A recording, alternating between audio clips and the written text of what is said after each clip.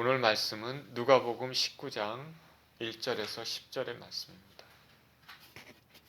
누가복음 19장 1절에서 10절의 말씀입니다. 같이 한 목소리로 읽겠습니다. 시작. 예수께서 여리고로 들어가 지나가시더라. 삭개오라 이름하는 자가 있으니 세리장이요 또한 부자라. 그가 예수께서 어떠한 사람인가 하여 보고자 하되 키가 작고 사람이 많아 할 수 없어 앞으로 달려가서 보기 위하여 돌 무화과 나무에 올라가니 이는 예수께서 그리로 지나가시게 됨이로라. 예수께서 그곳에 이르사 쳐다보시고 이르시되 삭개오야 속히 내려오라. 내가 오늘 내 집에 유하여야 하겠다 하시니 급히 내려와 즐거워하며 영접하거늘 무사람이 보고 수군거려 이르되 저가 죄인의 집에 유하러 들어갔도다 하도다. 삭개오가 서서 주께 여짜오되 주여 보시옵소서. 내 소유의 절반을 가난한 자들에게 주겠사오며 만일 누구의 것을 속여 빼앗은 일이 있으면 내 갑절이나 갚겠나이다. 예수께서 이르시되 오늘 구원이 이 집에 이르렀으니 이 사람도 아브라함의 자손이미로다. 인자가 온 것은 잃어버린 자를 찾아 구원하려 함이니라. 아멘. 기도하겠습니다. 하나님 아버지, 말씀을 대하는 시간입니다.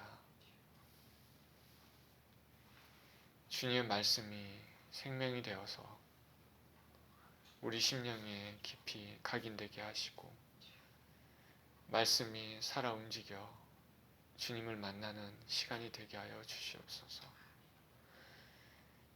하나님이 원하시는 메시지만 전파되고 각 심령이 들려지게 하시고 주님의 뜻만 이루어지게 하시고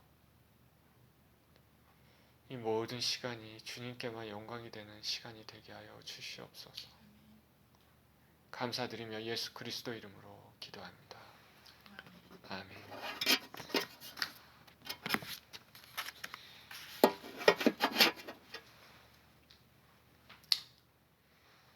삭개오에 대한 내용이죠. 구원받은 삭개오.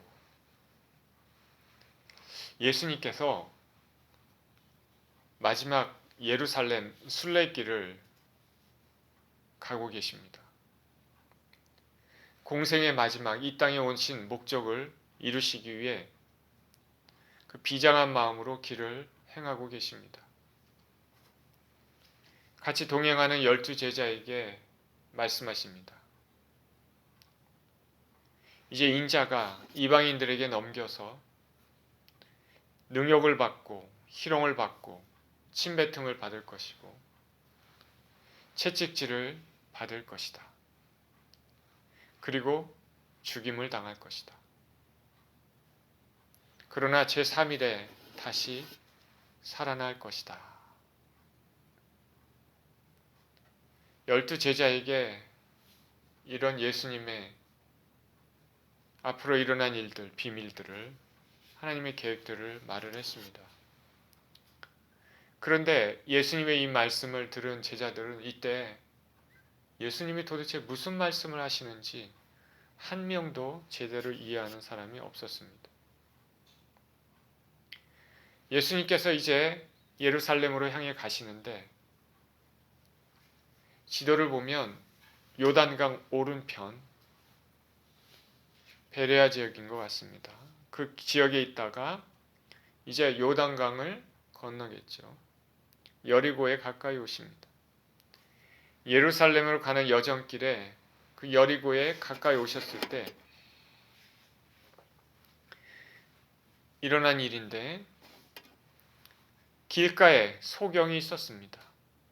이 소경은 사람들이 웅성웅성거리는 소리를 듣고 그렇게 사람에게 묻습니다. 무슨 일입니까? 나사렛 예수께서 지나가십니다. 이 소리를 들은 소경은 소리를 질러 외칩니다. 다윗의 자손 예수여, 나를 불쌍히 여겨 주시옵소서. 지나가던 사람이 꾸짖습니다. 잠잠해라, 조용하라. 그랬더니 소경이 잠잠하기는커녕 더욱 소리를 질러 외칩니다. 다윗의 자손이여 나를 불쌍히 여겨 주시옵소서. 주님이 멈춰섰습니다. 그리고 그를 데려오라고 말씀하십니다. 너에게 무엇하여 주기를 원하느냐. 참 주님은 외치는 사람 다 원하는 바 소원을 들어줍니다. 무엇하여 주기를 원하느냐. 주여 보기를 원합니다. 예수님께서 말씀하십니다. 볼지어다 내 믿음이 너를 구원하였다. 예수님이 말씀하자마자 그 소경은 눈을 뜨게 돼서 처음으로 하나님 앞에 정말 세상을 쳐다보고 세상을 보고 하나님께 영광을 돌렸습니다. 주님은 이와 같이 간절히 주님을 찾고 외치는 자의 소리를 외면하지 않으시고 그 소리를 들으시고 고치셨습니다. 예수님 주에 많은 사람들이 다시 한번 예수님의 행하신 기적, 이적을 보았습니다. 그리고 하나님께 찬송을 드립니다. 이제 주님은 여리고로 이제 들어가십니다. 오늘 본문에 있는 사건은 순환주간의 전주, 목요일쯤으로 짐작이 됩니다. 얼마 남지 않았죠. 1절입니다. 예수께서 여리고로 들어가 지나가시더라. 삭개오라 이름하는 자가 있으니 세리장이요 또한 부자라. 그가 예수께서 어떠한 사람인가 하여 보고자 하되 키가 작고 사람이 많아 할 수 없어 앞으로 달려가서 보기 위하여 돌 무화과 나무에 올라가니 이는 예수께서 그리로 지나가시게 됨이로라. 자, 소경에 대한 얘기가 나오다가 이제 여리고 안으로 들어왔는데 삭개오라는 인물이 등장합니다. 삭개오. 그의 직업은 세리입니다. 세금을 걷는 사람이죠. 그런데 그는 세리들 중에서도 높은 위치에 있는 세리장입니다. 미국에 보면 여기 보면 텍스 커미셔너라고 보통 얘기를 하죠. 제 편지 같은 거 이렇게 자주 매년 이렇게 오는데 텍스에 대한 것 세리장입니다. 세리장. 높은 지위죠. 그는 부자입니다. 이 여리고라는 지역은 요단강 동편 베레아 지역 오른쪽에서 지도를 보면 오른쪽이죠. 오른쪽에서 베레아 지역이 있고 그 다음에 약간 왼쪽에 요단강이 위에서 아래로 북에서 남으로 흐르고 그리고 왼편에 바로 여리고가 등장하는 거죠. 건너선. 그리고 여리고를 지나서 좀 더 가면 이제 예루살렘이 보이게 되는데 그 요단강 동편 베레아 지역에서 요단강을 건너서 상인들이 건너오는 그 길목에 이 지역이 위치해 있기 때문에 이 여리고라는 도시가 세관이 있었을 것입니다. 물건을 이렇게 통관하면서 세금을 매겨서 징수했을 것으로 생각되는데 삭개오는 세리장이기 때문에 그 세금 징수에 대한 그 전반적인 것들을 다 관할했을 것입니다. 우리가 잘 알다시피 세리는 로마의 막강한 공권력을 등에 업고 자신의 의도에 따라 자신 마음대로 세금을 자율적으로 부과할 수 있었습니다. 유대인들의 눈에는 국가를 배신한 반역자고 마음대로 세금을 임의대로 거두기 때문에 필요 이상으로 거두겠죠. 합법적인 도둑과 같습니다. 오늘 누가복음에서 저자 누가는 예상했던 대로 그가 부자라고 얘기합니다. 부자.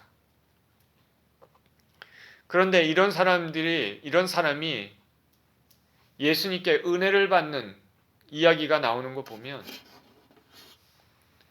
죄인을 구원하러 오신 예수님의 마음을 우리가 짐작을 할 수 있는 것입니다.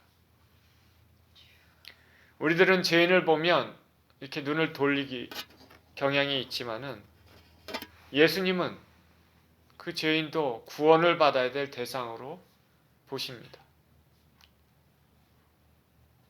인간 영혼에 대한 하나님의 사랑, 사람의 눈과 하나님의 눈은 이렇게 다릅니다. 말할 수 없는 죄인도 주님께서는 구원하시기를 원하십니다. 삭개오는 예수님이 여리고로 들어와 지나가신다는 것을 들었습니다. 그리고 여리고 길목에서 소경이 치유되는 그 소식도 들었을지 모릅니다. 그리고 수많은 사람들이 말하는 예수님에 관한 수많은 이적들에 대해서도 소문도 들었을 것입니다. 자, 예수님이 여리고 들어오시니 사람들이 북적북적대고 시끄럽습니다. 그 삭개오는 예수님을 보고 싶었습니다. 그는 과연 누굴까? 도대체 어떻게 생기셨을까? 수많은 병자를 치유하고 귀신도 쫓아내고 선한 일을 많이 하시고 하나님 나라 선포하시는 분이 아마도 인자하신 모습일 거야. 이렇게 생각했을지 모릅니다. 이분을 보고 싶다. 여러분들도 삭개오처럼 예수님을 보고 싶은 마음이 있습니까?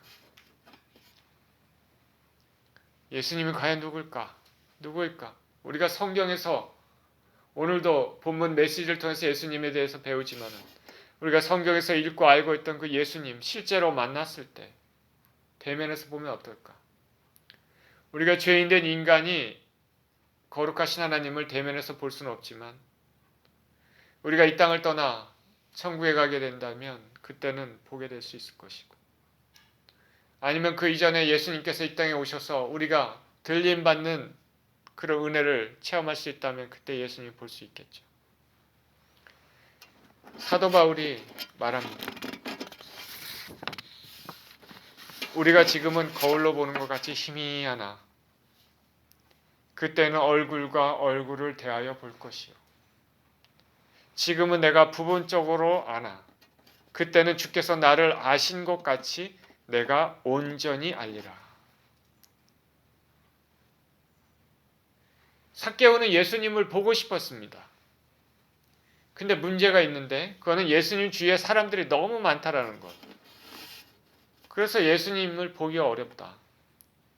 게다가 또 하나 문제가 있는데 그는 키가 작았다.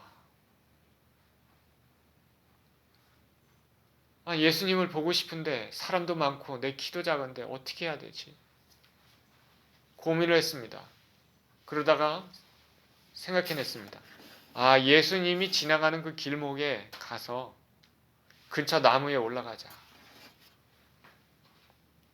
삭개오가 예수님을 보고 싶은데 걸림돌이 사람이 많다는 것과 자신의 키가 작다는 것입니다.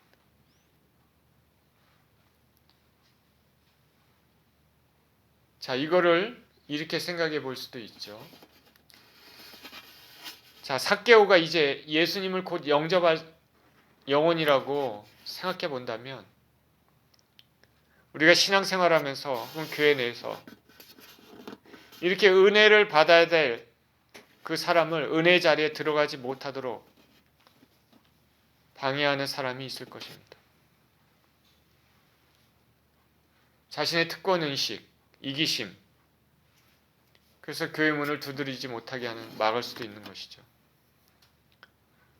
오늘날 교회 내에서 자신만의 특권의식과 빈부의 격차, 사회적 지위, 그래서 사람들을 구별해서 내치는 경우가 있습니다.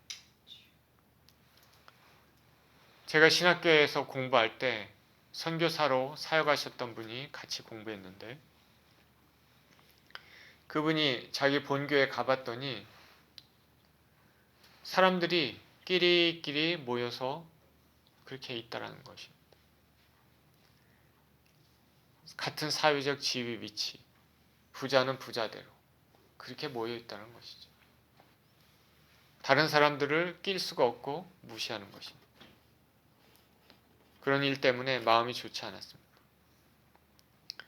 이 교회는 이름만 대면 잘 알려진 서울의 유명한 대형 교회입니다. 사도 야고보가 말한 것처럼 사람의 외모를 보고 믿는 자들끼리 차별하는 것이죠. 저나 여러분은 이렇게 행동하지 않도록 주의해야 되겠죠. 사람들을 은혜의 자리로 인도하는 그런 인생을 살아야 될 줄 믿습니다. 삭개오가 예수님께 접근하지 못하는 것을 보고 이런 생각을 할 수도 있는 것인데, 또 어떤 사람들은 삭개오가 키가 작으니까 이게 자신의 죄로 인해서 자신이 직접 주님을 만날 수 없는 한계를 말하는 것이 아닌가, 그렇게 말하기도 합니다. 생각이 근데 사실 너무 앞서갔죠. 어쨌든 삭개오는 예수님을 보고 싶었는데 현실적인 어려움이 있습니다. 그러나 열망만 있으면, 열정만 있으면 어떻게든지 방법을 찾아내고 현실적인 어려움을 극복했습니다. 삭개오는 예수님 오시는 그 길목에 있는 돌 무화과 나무에 올라갔습니다. 우리가 예전에 가졌던 성경에서는 뽕나무라고 얘기했죠. 돌 무화과 나무에 올라가는 것도 마다치 않았습니다. 삭개오는 세리장이라고 말씀을 드렸습니다. 여리고에서 세리장이면 유명 인사입니다. 잘 알려진 사람이죠. 이런 사람이 체면을 무릅쓰고 나무 위에 올라가 있다는 건 쉽지 않습니다. 유대 문화처럼 체면을 중시하는 문화에서는 더욱 어려운 일이죠. 그런데 삭개오는 개의치 않았습니다. 주님을 보고 싶은 마음이 더 강했기 때문입니다. 저나 여러분이나 주님을 보고 싶은 열망이 있습니까? 제가 말씀드린 것처럼 확실히 알기는 주님은 자신을 찾으려고 하는 사람들을 한 번도 절대로 외면하지 않으신다는 것입니다. 주님께 나오고자 하는 사람들, 은혜를 받고자 하는 사람들을 한 번도 외면하지 않으셨습니다. 삭개오가 이렇게 간절한 열망을 가진 것이 바로 주님을 만나는 계기가 됩니다. 5절에 예수께서 그곳에 이르사 쳐다보시고 이르시되 삭개오야 속히 내려오라 내가 오늘 너의 집에 유하여야 하겠다 하시니,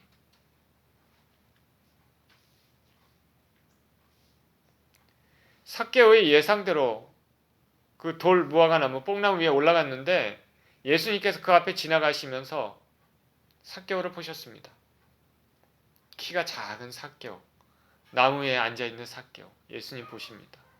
삭개오를 올려보시고 속히 내려오라 삭개오야 속히 내려오라. 예수님께서 삭개오를 만났을까요? 한 번도 만난 적이 없겠죠.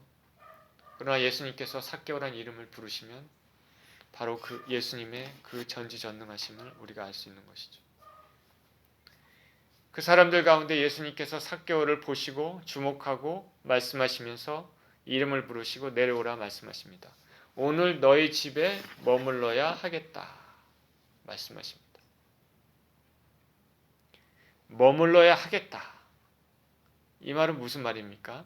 당위성을 뜻하는 것이죠. 당위성, 그렇게 해야 된다. 이 말을 어디서 많이 들었습니다. 제가 예전에 설교했던 것 같은데, 예수님께서 사마리아 우물가에 여인을 만나기 위해서도 마찬가지였습니다. 예수님께서 사마리아를 통과하여야 하겠는지라 이렇게 얘기했습니다. 하겠는지라.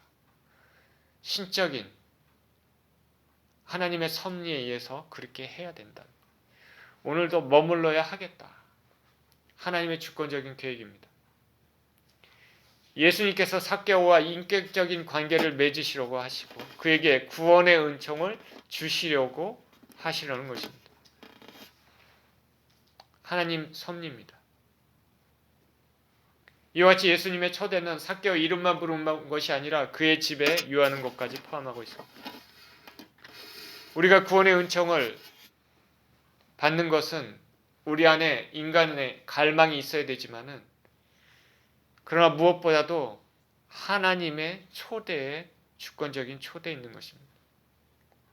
삭개오는 예수님에 대한 호기심이 있었고 예수님을 보기 위해서 그 한계를 극복하려고 했지만은, 그러나 진정한 의미에서 예수님과의 만남은 뭡니까? 예수님께서 삭개오를 부르고 그의 집에 유하겠다, 거하겠다, 그렇게 예수님께서 말씀하심으로써 그렇게 시작이 되는 것입니다. 구원은 전적으로 하나님이 하시고 하나님이 이루시는 것이죠. 주님께서 시작하시고 주님이 이루십니다. 우리는 그에 응답하는 것뿐입니다.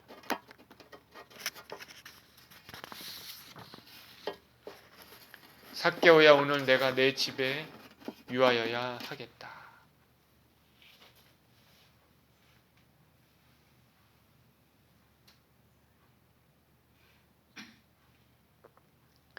여러분, 예수님을 집으로 모시면 얼마나 영광입니까? 주님께서 여러분 이름을 부르시면서 아무개야 오늘 너희 집에 머물러야 하겠다 하시면 얼마나 황송하겠습니까? 저와 여러분들이 거하는 집이 주님이 함께 하시고 머무르시는 그런 집이기를 축원드립니다.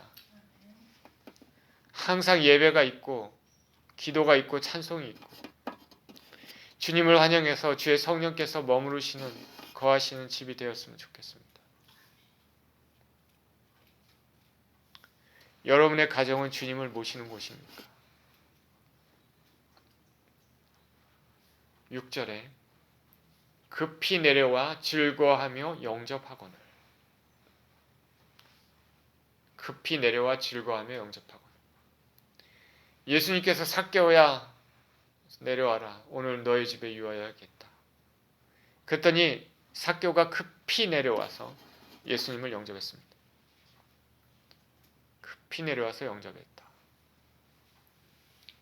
삭개오를 생각해 보십시오. 나라를 배반한 배신자고 세리장입니다. 사회적으로 왕따를 당합니다. 정당한 세금 이상으로 돈을 걷어서 죄책감도 있습니다.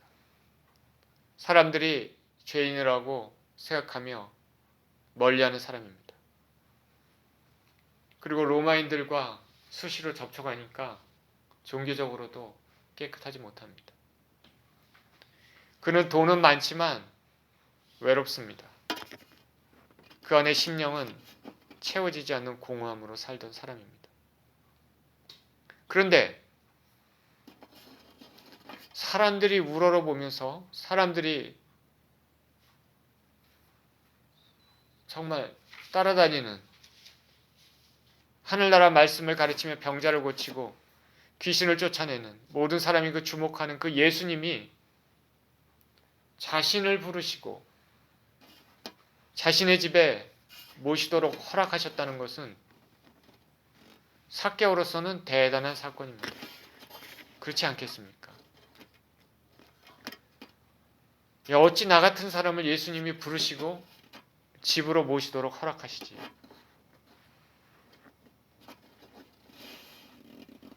어두운 가운데 살았던 삭개오에게는 환하게 빛이 비추는 그 순간이죠. 예수님께서 이 말씀하신 것 때문에 삭개오는 이미 마음의 변화가 있었을 것입니다. 예수님의 그 초대에 삭개오는 너무 기뻤습니다. 그래서 급히 내려와 즐거워하며 영접했습니다. 다른 사람들도 기뻐했을까요? 그렇지 않았습니다. 이것을 싫어하는 사람들이 있었습니다. 7절에 무사람이 보고 수군거려 이르되 저가 죄인의 집에 유하러 들어갔도다 하더라. 사람들이 수근거립니다. 예수님이 삭개오의 집에 들어갔네. 어찌 하늘나라 말씀을 전파하는 사람이 죄인과 같이 교제를 할 수 있을까? 이해를 할 수가 없다. 너무나 큰 죄인이 회개하고 그 영혼이 구원받는 것은 하늘나라에서는 큰 장치가 되지만은 어떤 사람들에게는 이해가 되지 않는 사건입니다. 사람들이 수근수근 됩니다. 어쩌면 예수님을 좋게 보았던 호의적인 그런 사람들도 불평하고 있을지 모르겠습니다. 이 사람들의 수근수근 거리는 것을 통해서 우리는 인간의 타락한 본성, 죄성을 생각해 볼 수 있습니다. 사람들은 나의 죄에 대해서는 둔감하게 생각하고 타인의 죄에 대해서는 날카롭게 생각합니다. 자신의 들보보다는 타인의 정말 눈에 있는 작은 그 티를 봅니다. 가늠하다 잡힌 여인에게 돌을 던지려고 했던 사람과 같습니다. 우리도 이런 점에 주의해야 되겠죠. 남의 단점에 대해서 쉽게 판단하는 성향을 바꿔 나가야 되겠습니다. 또 한 가지 생각해 볼 게 뭐가 있냐면 수긍수긍거리는 것을 통해서 생각해 볼 것은 사람들은 다른 사람이 잘 되는 것을 시기하는 경향이 있다는 것입니다. 예수님같이 유명인사가 유명하신 분이 사람들의 주목을 받는 분이 세리장인 삭개오의 집에 들어간다는 것에 시기심이 들었을 것입니다.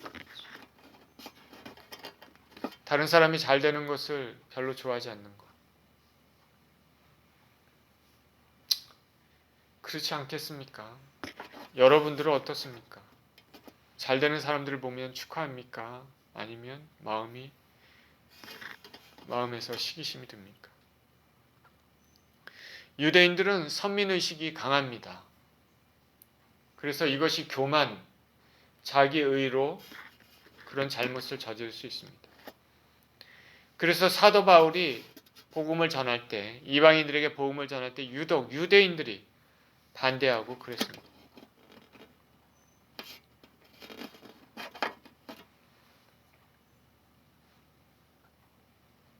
그런데 예수님의 관점은 다릅니다. 예수님은 잃어버린 영혼이 구원을 받는 것에 관심이 있습니다. 유대인이건 이방인이건 상관없습니다. 예수님의 눈에는 모든 것이 귀한 영혼입니다. 모든 사람들이 귀합니다. 죄인이건 아니면 조금 덜 죄인이건 아니면 큰 죄인이건 상관없습니다. 주님은 모든 사람이 구원받는 것을 원하십니다. 죄를 짓는 것은 나쁘지만 그 죄인이 돌이켜서 주님께 돌아와 구원받기를 원하십니다. 이를 위해서 주님은 힘을 쓰시는 것입니다. 예수님께서 자칭 의인이라고 하는 사람들을 부르기 위해서 내가 온 것이 아니라 죄인들을 부르기 위해 왔다 말씀하셨습니다. 인간의 관점과 주님의 관점은 다릅니다. 인간은 겉모습을 보지만 주님은 내면을 보십니다. 겉보기에 그럴듯해 보이고 사람들로부터 존경도 받고 인품도 훌륭해 보여도 실상 그 내부에 검은 것들이 죄악들만 가득 차 있을 수가 있고요.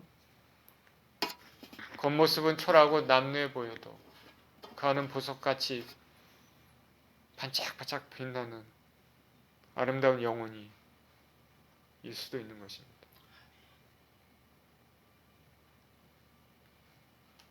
그러니 사람들을 볼 때 여러분 어떻게 봅니까? 그 사람의 영혼을 봅니까? 외모를 봅니까? 삭개오는 사람들이 보기에 죄인이고 사람들이 가까이 가기를 싫어하는 사람이었습니다. 생각해 보십시오. 로마에 협력해서 필요 이상으로 세금 걷어 부자가 되고 그 외모는 땅딸만 합니다. 졸부 같은 모습이죠. 상상이 갑니까 여러분? 키가 작은 땅딸만 하나 돈은 많은데 사람들로부터 착취해서 받은 돈. 사람들이 싫어하는 모습이죠. 그런데 예수님께서는 삭개오의 영혼을 보시고 그도 구원을 얻어야 될 인생으로 삭개오의 집에 들어가셨어요.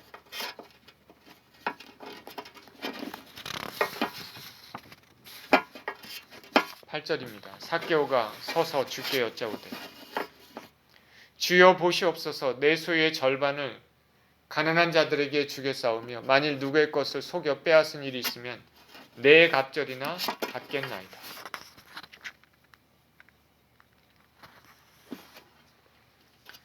삭개오가 서서 주께 여짜오되 일어나서 말합니다. 예수님께 주여 보시옵소서. 앉아서 말한 게 아니라 일어나서 말했다. 이 말이 뭡니까? 여러분 회의할 때 일어나서 말하는 사람 있지 않습니까? 갑자기. 그 뭡니까? 그 사람이 진지성을 나타내는 거예요. 진실성, 진지하게, 엄숙하게 말하는 것이죠. 아마도 삭개오 집 안에서 식탁이나 탁자 주위에 앉았다가 일어서서 말한 것으로 보이는데 주여 보시옵소서. 삭개오가 얘기합니다. 단호한 의지입니다. 강요에 의한 것이 아니라 타인에 의한 이런 푸시를 받은 것이 아니라 자발적으로 결단의 말을 하려고 합니다. 그리고 예수님을 주님으로 부릅니다. 믿음의 말을 하고 있죠.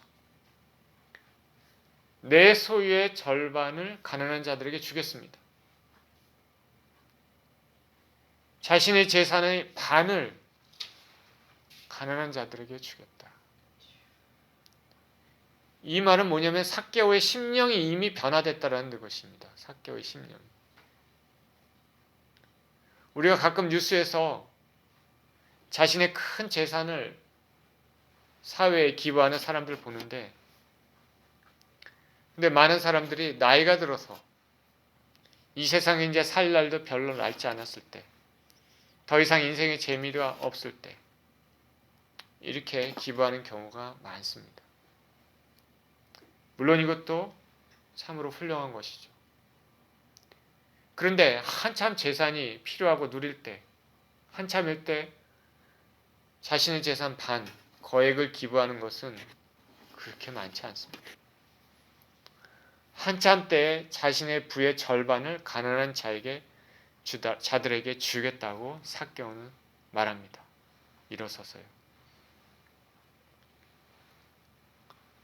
자, 우리는 어떤 부자 청년, 관원 얘기 우리 알고 있지 않습니까? 오늘 본문이 19장인데 18장에 나와 있습니다. 그것이 대조를 이루고 있는 것이죠. 그 청년, 부자 청년, 관원입니다. 지위가 있는 사람이죠. 젊은 사람입니다. 근데 돈이 아주 많습니다. 근데 그는 어떻게 하면 영생을 얻었을지 예수님께 찾아와서 묻습니다.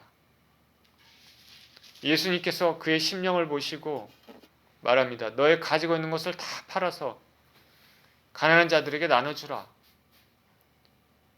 그러면 하늘의 보화가 너에게 있을 것이다. 그리고 나를 따르라. 예수님께서 가난한 자들에게 다 나눠주라. 그리고 나를 따르라. 이렇게 얘기하지 않으시고 그러면 하늘의 보화가 있을 것이다. 근데 이 청년은 마음에 근심하며 그냥 심히 근심했다고 나와 있습니다. 성경에. 예수님을 떠났습니다. 자신이 부자니까 재산을 쉽게 나눠주기가 어렵습니다. 그렇죠? 여러분들은 어떻겠습니까? 만약에 부자라면 쉽겠습니까? 많이 가진 자는 너그러울 것 같지만 그렇지 않을 경우도 많습니다. 그래서 예수님께서 말씀하시기를 부자가 하늘나라에 들어가는 것이 낙타가 바늘기로 들어가는 것보다 어렵다. 이 말은 굉장히 중요한 말입니다. 세상에서 재물이 많은 사람이 구원 얻기가 좀처럼 쉽지 않다는 것입니다. 재물이 많으면 좋을 것 같지만 그 재물 때문에 영혼을 잃어버리면 그거 어떻게 합니까? 그 무사람이 놀라면서 그러면 누가 구원을 얻을 수 있습니까? 예수님 말씀하십니다. 사람은 할 수 없지만 하나님은 다 하시느니라. 보십시오. 예수님께서 말씀하십니다. 부자는 천국에 들어가 너무 어려운데 그럼 누가 천국에 들어갑니까? 사람은 할 수 없지만 하나님은 다 하신다. 부자도 천국에 들어가도록 하나님께서 역사하실 수 있다는 것이죠. 그렇죠? 하나님이 원하시면 모든 것을 하실 수 있습니다. 예수님이 그 말씀하신 대로 오늘 삭개오는 부자입니다. 그 부자인 삭개오가 구원의 은총을 받습니다. 예수님 말씀하신 대로 하나님은 다 하시느니라. 삭개오가 계속해서 말합니다. 만일 누구의 것을 속여 빼앗은 일이 있으면 네 갑절이나 갚겠습니다.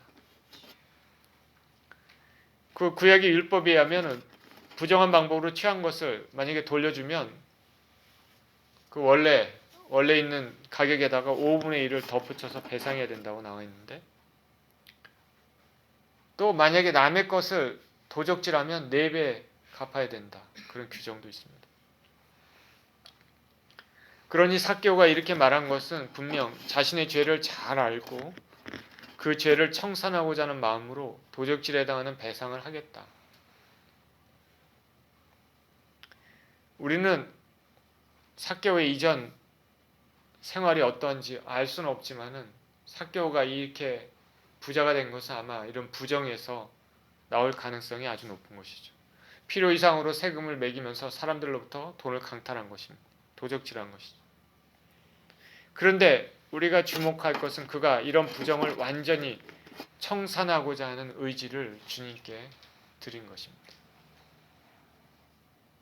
주님 면전에서 단호하게 말했습니다. 단순한 변화가 아니고 완전한 변화입니다. 완전한 회개입니다.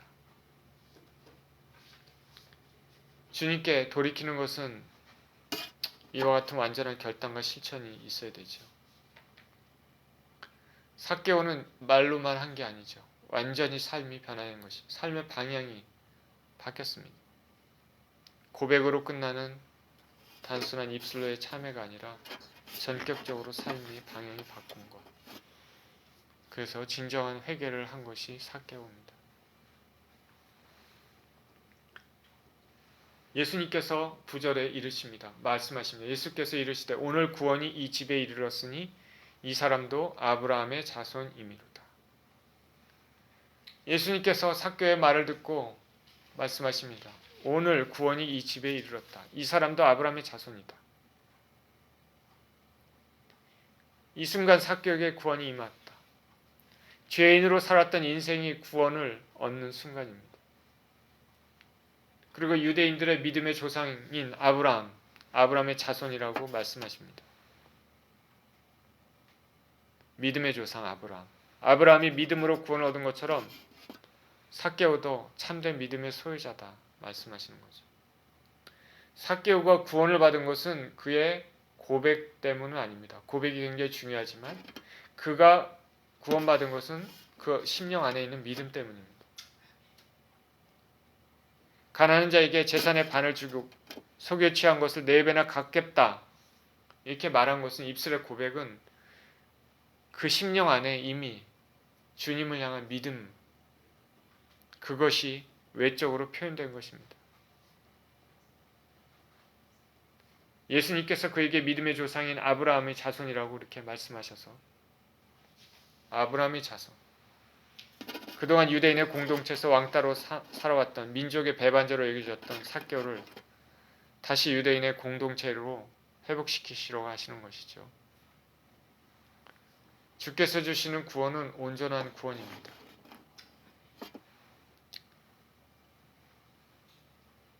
참 주님이 하시는 일은 참 놀랍습니다.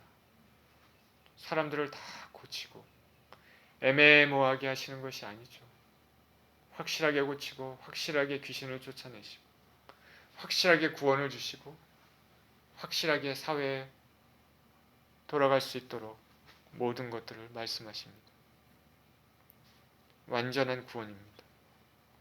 10절입니다. 인자가 온 것은 잃어버린 자를 찾아 구원하려 함이니라. 인자가 온 것은 잃어버린 자를 찾아 구원하려 함이니라.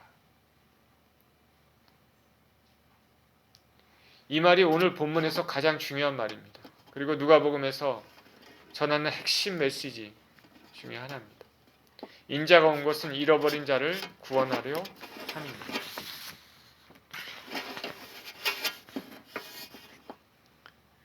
예수님은 잃어버린 자를 찾아 구원하려 하십니다. 주님은 한 영혼이 얼마나 소중한지 세상 모든 것을 가지고도 바꿀 수 없다고 그렇게 성경에서는 우리가 느낄 수 있는 것이죠. 죄로 인해 영원토록 고통을 받을 수 있는 그런 영혼을 영원토록 복락을 누리며 살 수 있도록 인도하는 것이 얼마나 귀중하겠습니까? 여러분은 영혼을 소중히 여기십니까?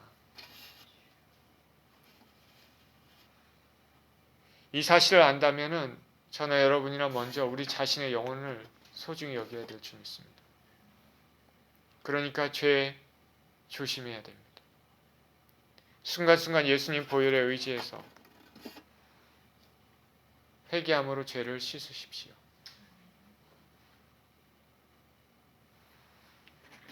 오늘도 찬송 불렀지 않습니까?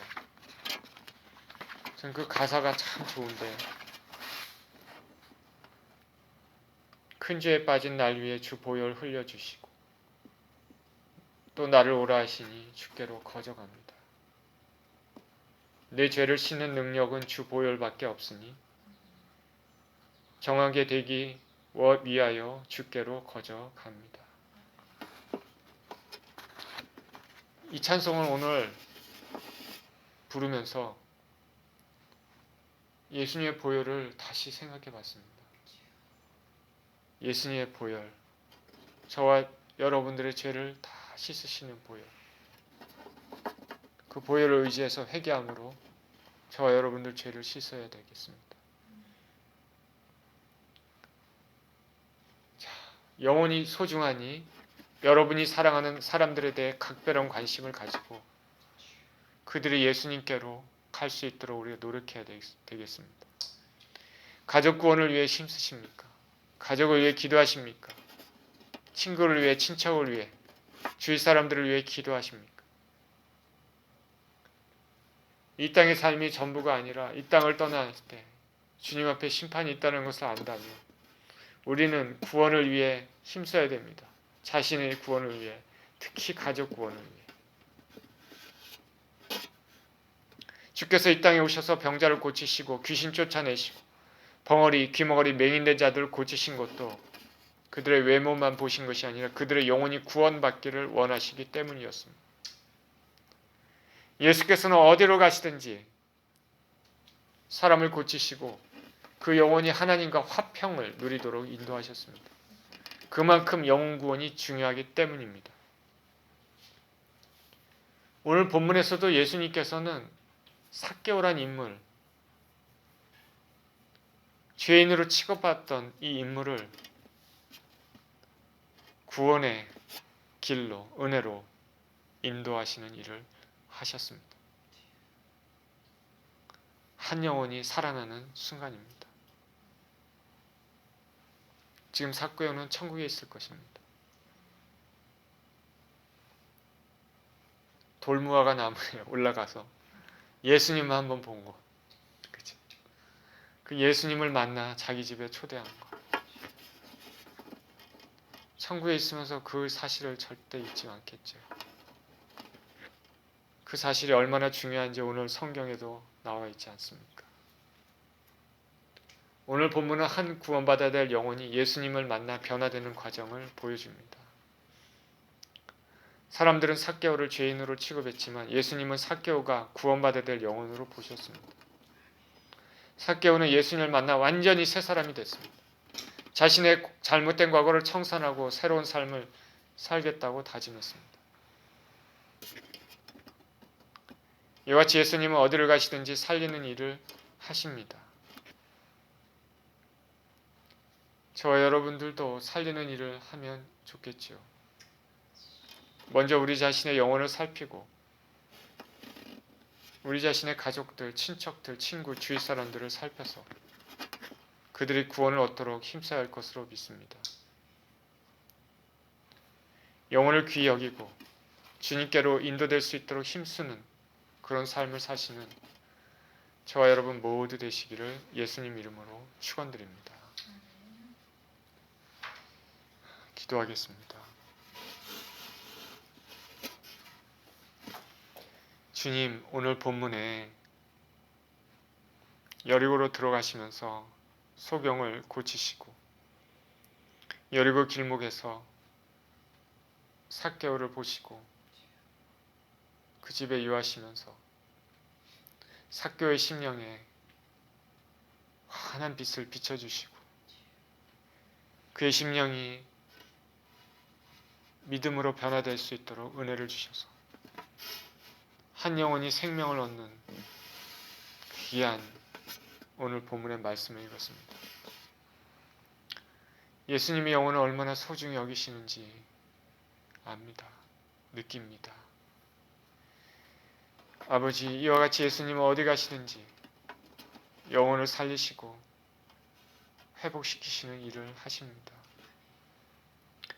하나님, 이 세상에 무엇보다도 중요한 것이 영혼인데 아버지, 우리 자신의 영혼을 지키게 하여 주시옵시고 우리가 깨끗한 영혼으로 하나님 앞에 언제나 설 수 있게 하셔서 이 땅을 떠날 때 영원한 천국으로 삭개오처럼 인도될 수 있는 인생들 다 되게 하여 주시옵소서. 또한 이 귀한 잃어버린 영혼들에 대한 구원의 은혜가 아버지 하나님, 우리가 우리 주위 사람들, 가족들, 친구, 친척들, 아버지, 우리가 알고 있는 주위 사람들을 위해 아버지, 그들을 위해 중보 기도하고 그들이 예수님 앞으로 나올 수 있도록 힘쓰는 그런 인생을 살 수 있도록 은총 허락하여 주시옵소서. 감사드리며 우리 주 예수 그리스도 이름으로 기도합니다.